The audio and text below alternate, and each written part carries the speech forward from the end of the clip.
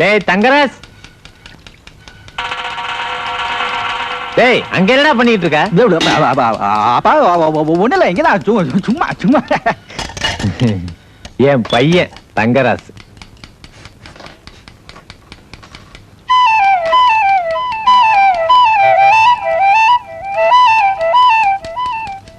டேய் ராசு, நான் கொஞ்சம் அவசரமா வெளியே கிளம்பிட்டு இருக்கேன். என் பையனை விட்டு மூக்குத்திய சொல்றேன், நல்லா குத்துவான்.